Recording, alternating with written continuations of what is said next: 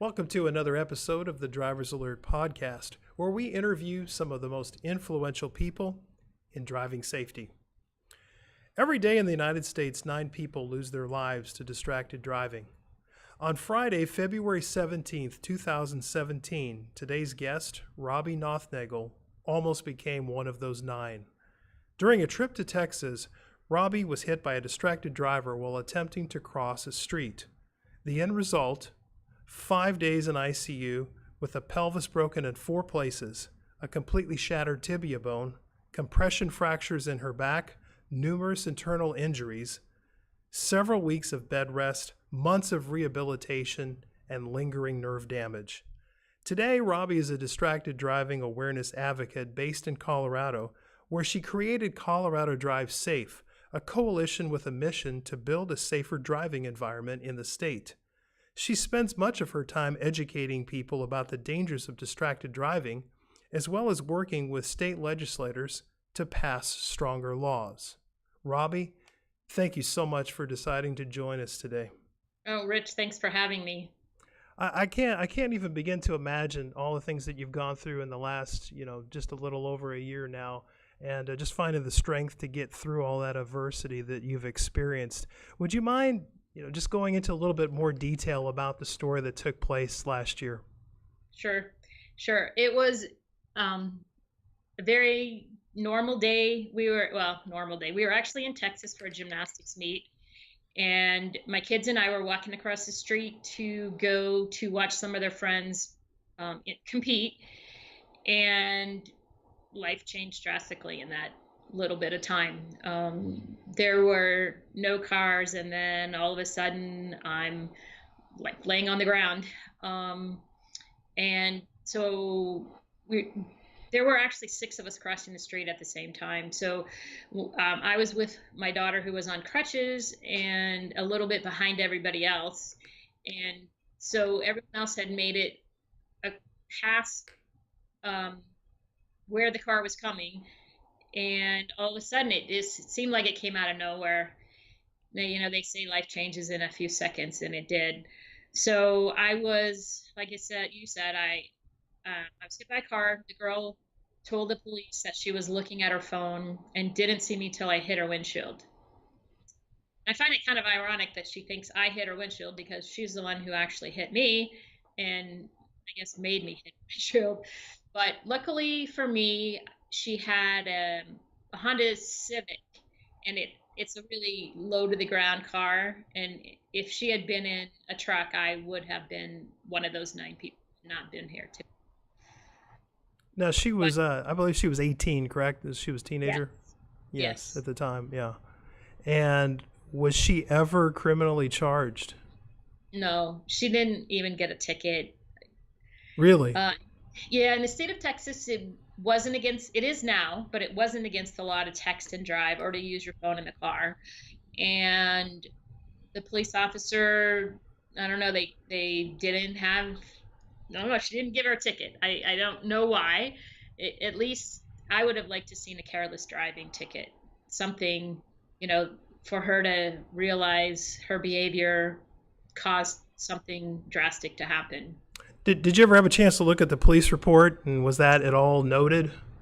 I did have a chance to look at the police report, and the first time I looked at it was probably 6 weeks after my crash. And when I read what the police officer wrote, I was looking at my phone and didn't see her until she hit my windshield. I almost threw up, really, literally. It was a bad feeling. It's one of those, when you just find out something really bad happened, and it kind of broke my heart. But on the police report, it didn't say that she was using her phone. They did check a box that said that she was distracted in her vehicle. But, everything today is so statistic driven. And I don't know if you've seen stories about how underreported statistics are, or let's just say they say 9 people die a day from distracted driving, but sometimes the report doesn't even come out that it was a distraction. So the statistics are underreported, and it doesn't show, like mine shows that she was distracted, but not distracted by a phone. So that statistic, that, it's difficult, and I realize, law enforcement has a huge job to do, um, but getting some of those things more specific would be so helpful to having real-time statistics. Did you ever get a chance to meet the driver at all? Was she remorseful? Did she reach out to you? Was she concerned? Any of those things? I heard she was very remorseful at the crash scene. But she was crying and that type of thing. She did try to talk to my kids or the people that I was with, and they really didn't want to talk to her then. But ever since then, I have no contact with the family. I do want to talk to her and see if it affected her life at all, because as you can see from me being here, it definitely affected my life. I hope that she thinks about it. I, being the victim, and still having nerve damage in my leg and other things in my painful.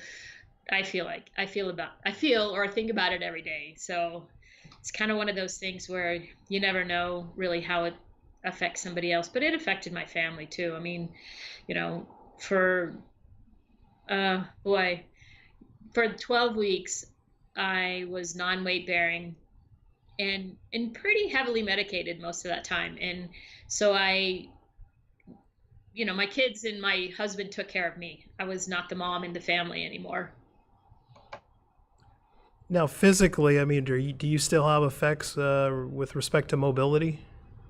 I do. My leg, it's much better than it was, but I have nerve damage in my leg, and it just have some just pain and need, some, I don't know, some stuff going on in my knee.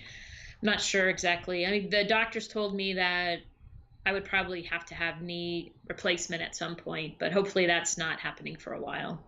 What about psychologically? I mean, if you ever find yourself taking a walk down the street, do you ever get a flashback or think about it, or at least you're cognizant of where you are and much more aware of the surroundings? Yeah. I think I would suspect, and I don't know this for sure, but every victim of something similar has a little PTSD. And, it's when I'm driving, I think about it. Probably one thing and I was at a stoplight, and I don't even know why I was thinking about it, but it was a stoplight where there was no one else but me, and it was kind of a little bit remote, and for some reason I saw it flash before me. Like I saw the car, I saw people in the road, and yeah, it was pretty weird. So that was a while back, but I do Yeah. flashbacks. Every once in a while, I'll see the car. I remember the color of her car and it being about an inch from my hip. Now, fairly recently, you did produce, in conjunction with the Colorado Department of Transportation, a very short, I think 30-second public service announcement video that kind of summarizes the events of that day. That's correct? Yes. Okay. Yeah, I think we have that video. So let's go ahead and just play that. There were no cars. Started crossing the street, and then all of a sudden there was a car. The lady was going 40 miles an hour. Because she was texting, she didn't see me till I hit her windshield. I remember landing on the ground and screaming. I shattered my tibia in 8 places, broke my pelvis in 4. It was a flash, it was a second, and my life's changed drastically. When I think about that, and I think about we're sitting here in the state of Florida, where we're one of only 3 states left, I think, that does not have a primary offense on the books for distracted driving. So I can still drive down the road and have a phone in my hand and be sitting at a stoplight next to a police officer, and as long as I'm doing everything else legally, there's nothing he can do about it. And so, thinking about that, you're in Colorado. What is the law there right now? So I don't know if you know this, but our law is very similar to that. Is it? laws used to be different. Um, so the law used to be that you weren't allowed to text and drive, and you could get a ticket for it. It was $50 and 2 points. And then they changed the law and increased the fine to $300 and 4 points. But then, in an effort to get it passed, they made an amendment to it that said if you wanted text and you can text without driving carelessly, then you can do that.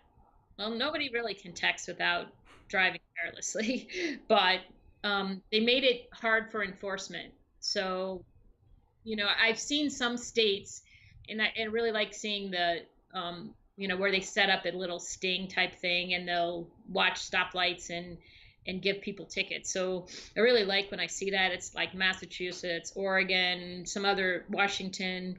But in Colorado, they couldn't do that because they have to see you with the phone in the hand. And so ours is probably similar to Florida. We will keep working on it until we get it better. I guess hands-free even though hands-free isn't safe, any much safer, the police at least can allow it for enforcement if there's a hands-free law. So I will be working with legislation again in Colorado next year to try to pass hands-free. We tried to pass it this year and it didn't pass, but maybe we'll change a little bit up of the team that votes on it and get something passed. So, given all the stuff that you've gone through since February of last year, at what point did you decide to turn this experience into a positive and get involved to raise awareness? It happened very incrementally. I think it started with some Facebook posts about exactly what that law being passed. The new law went into effect last July. And there was a lot of mumbo jumbo on Facebook about how bad it was and, how somebody thinks they can text and be safe. It really can't be done. And so I was kind of frustrated with that. And then I started doing some research. And when I started doing research, I was really sad. What I found is that most safety advocates are advocating because they lost somebody, a mother, brother, sister, husband. And there are some advocates out there that are crash victims too. So I'm not saying that there aren't, but it just hit me like that has to be so hard. And I'm here and I can tell my story. So I just started thinking that I wanted to do something. And then the CDOT came along and did the PSA, and I felt a little inspired, and the marketing group that I worked with was a little instrumental, and they just said your story's so impactful, and they so much appreciated me sharing it that it just kind of led from one thing to the next. And I'm going to jump into my magnet story, and then that kind of happened that kind of pushed me too. I was in Denver doing some physical therapy and saw a truck that had a sticker in the window that said cell phone free vehicle. And it kind of gave me goosebumps. I thought, oh, wow, that is cool. I wonder why they have that, for one, and if they really do drive cell phone free. So I found out it was a national auto parts company, and that they did in fact have a cell phone free phone policy, that when drivers get in the car, they have to already have their whole day planned out, and their cell phone goes in the glove compartment. And it's kind of just led me to think about, okay, what could I do that would get the message out like that to other people? So I came up with this idea of, I wanted it to be something a kid would put on their car. So I went to the local high school and we had a contest. And I don't know, can you see this? Yeah, you can hold it up just a little higher. Yeah. I'm not. Stash okay. it, yeah. So it's a magnet that goes on your car. Sorry, there we go. and it says stash it. It's kind of awkward to put up, but so we came up with the magnet, and my concept in that was when you put it on your car, you see it when you get in and you think about it, and it hopefully motivates you to not use your phone in the car. And then as you're driving, other people see it and get the same concept. And not everybody looks for something like that, like I did, but hopefully it gets the message across. And I know that it's worked a little bit because I've had people come up to me, like I was in the parking lot and a guy came up to me and said, "Well, that's a really cool magnet. Every car should have one of those. Where'd you get it?" And so then I told him my story, and he goes, "Well, how do I get one?" And I'm like, "I just happen to have one." So I actually gave him two, and he walked over and just put it on the outside of his truck. And it was like, okay, I made a difference with him today. So sometimes it's one person at a time. Hopefully, we affect more people than that. But my kids told me a good story too that goes along with that. We made stickers as well, so it's sticker size and it's a 2x2, and the kids really like it. They put it on their water bottles, they put it on their phones. So one of my daughter's friends told her, somebody called. I was in the car, somebody called me, and I went to pick it up, and I saw your mom's sticker on the phone, and I decided to let it go to voicemail. So, Robbie, as part of the Colorado Drive Safe Coalition, are you also making presentations, let's say at schools and other venues? Yes, I am, and high schools were my first idea, because the girl that hit me was 18 years old. But what happened was when I went to the high school for the first time, and we asked the question of the students, how many of you guys use your phone in the car? And in a 35 health class, 35 kids, about 10 kids said they did.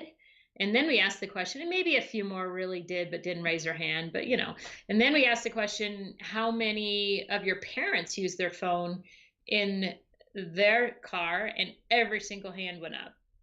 And it just kind of hit me like, at that point, this isn't everybody problem. I mean, this is not just a teenage problem. Granted, teenagers are a little less savvy behind the wheel and maybe, are a good target, but it's really an everybody problem, because what happens is the parents are modeling bad behavior, and the kids that are 12, 13, and 14 are seeing them. And if we can get those parents to stop using their phone in the car, then maybe the next generation of kids will realize that it is dangerous and won't use their phone in the car.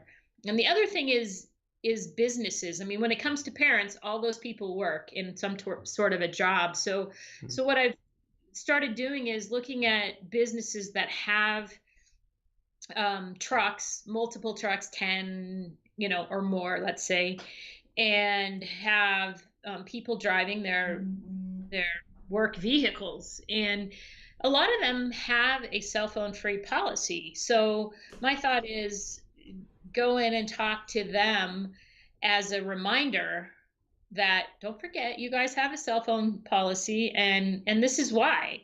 I went and talked to a company, a local, it's actually the county fleet services, and they were very receptive. And we have a lunch and learn set up for their employees next Friday.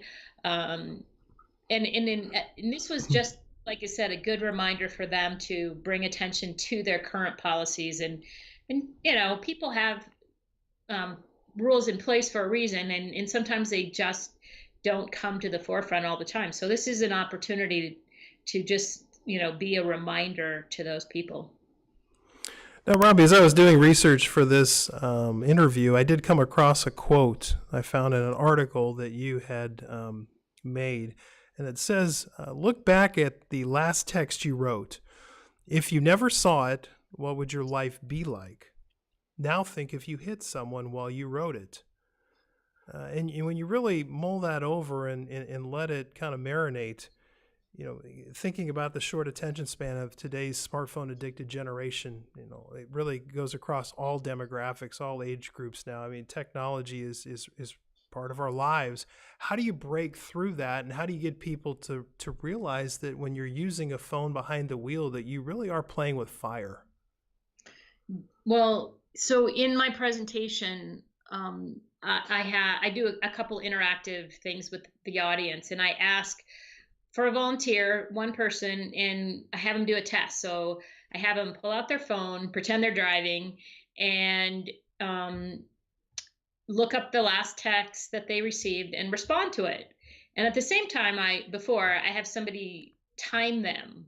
So the timer says go, and the person sends a text. And what that does is it shows the whole audience in real time how long it takes to send a text.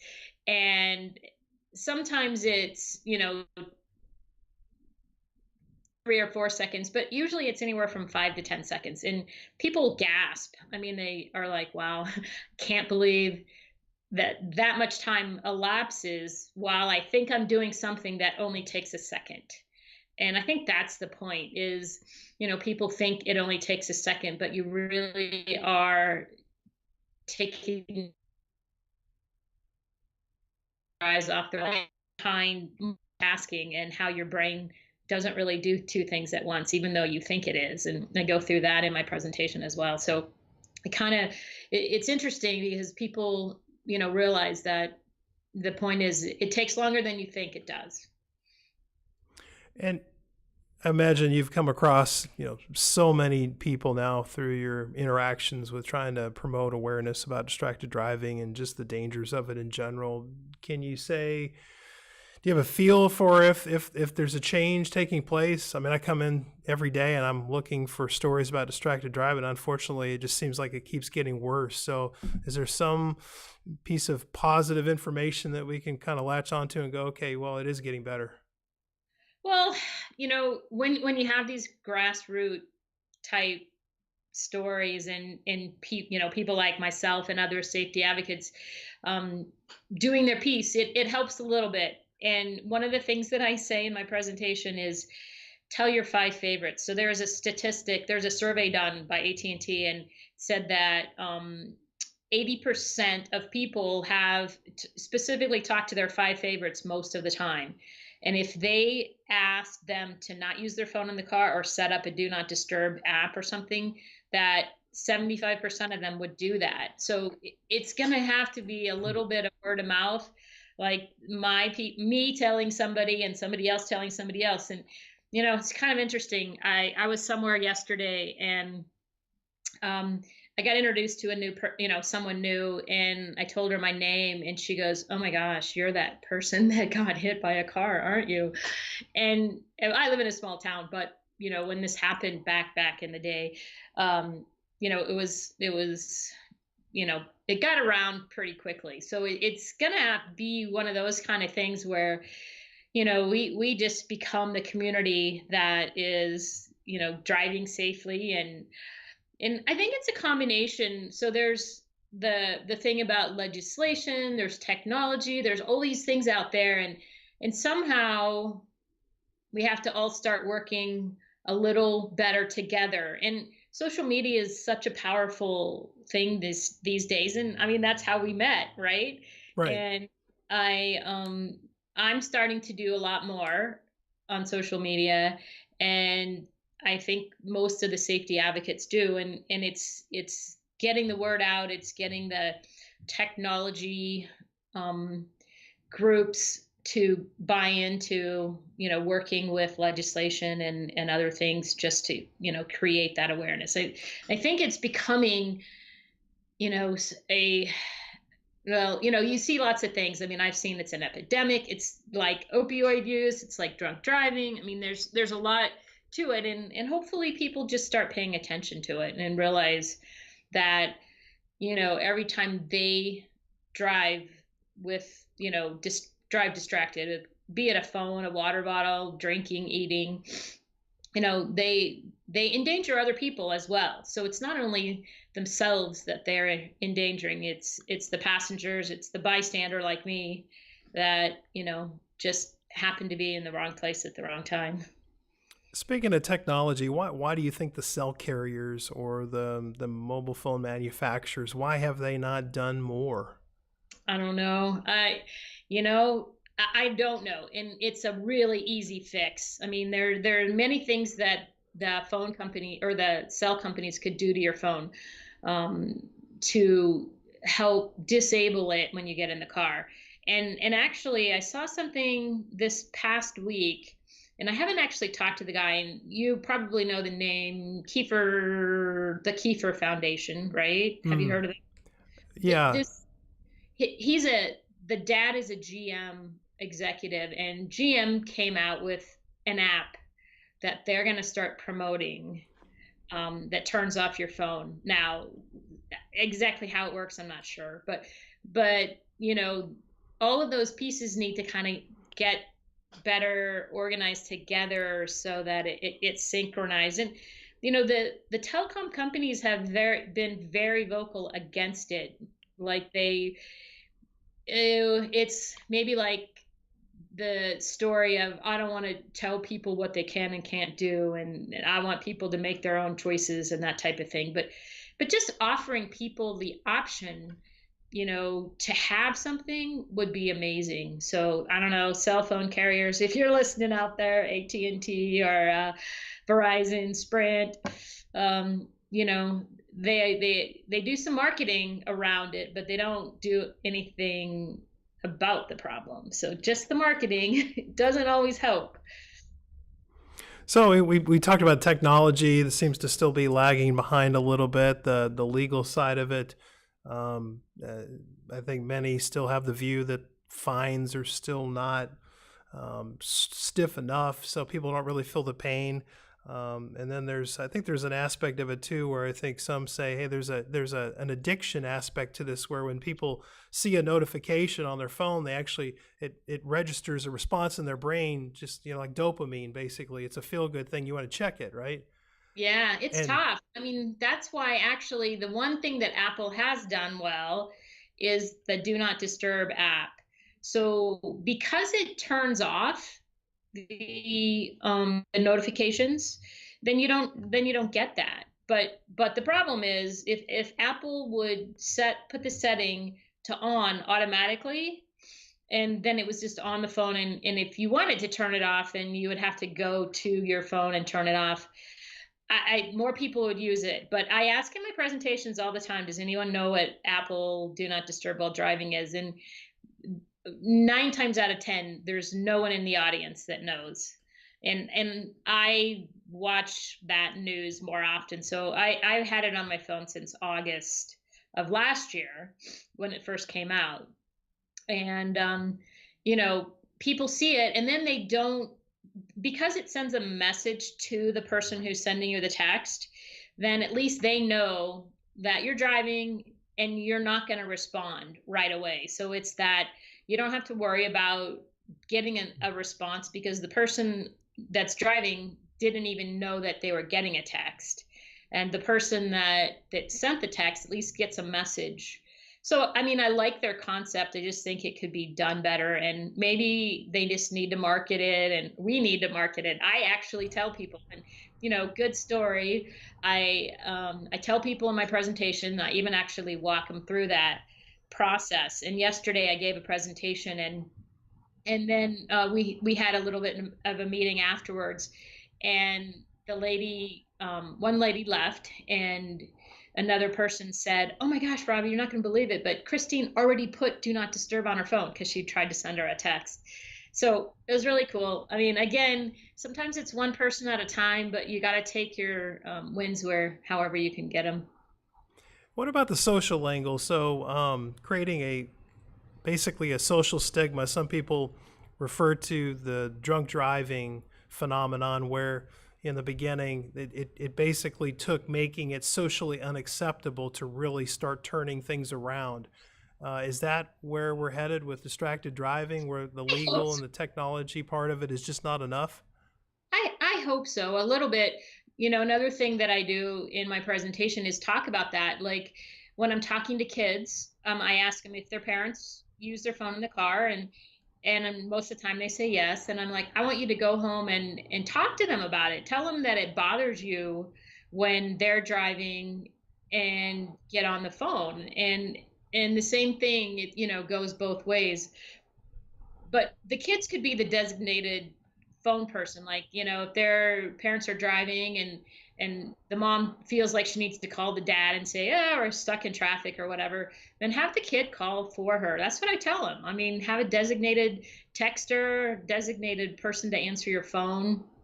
And, every little bit helps. So if we could just get, enough of a social message out there that the next generation of kids that start driving realize that it's dangerous. And I'm not going to take a selfie in my car. Those are terrible. I mean, I guess there's some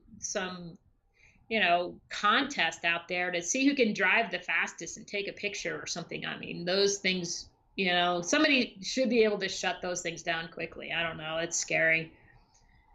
Somebody's going to get hurt for sure.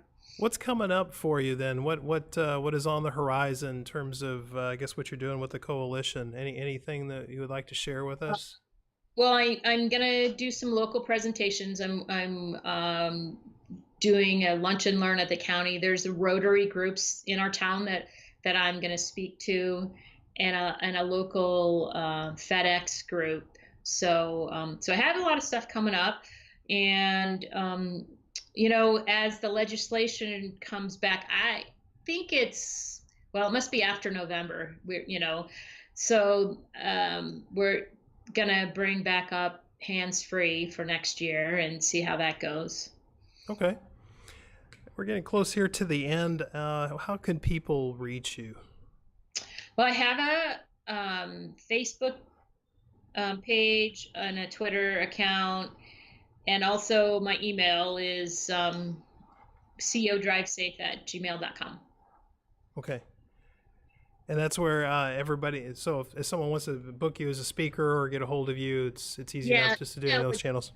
Yeah, Okay. email would be best. And anybody, if you're looking, come look at my Facebook page. It always helps to like it, because then you get to see the feeds that I post. So I am doing, I repost a lot. I write a few blogs here and there. I have some ideas of blogs. Oh yeah, you gave me the idea for the blog about my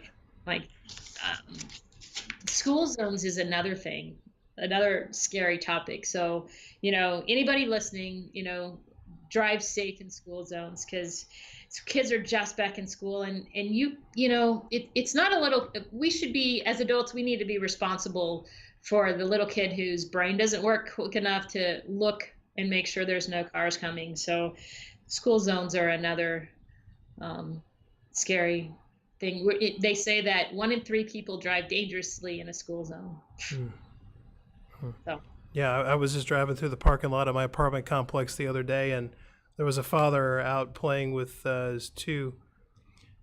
One is a son and a daughter, I guess, and then the son was kicking the soccer ball around, and it was right there by my driveway as I pull in, and of course I'm going slow, and now I stop, but I watch as the kid is completely oblivious because he's just focused on what he's doing, and I guess he hasn't really been trained yet to think of the dangers around him, and I watched him just run right in front of the car as it was stopped and didn't even look at me. And so I think people need to think about that they have a different mindset at that age.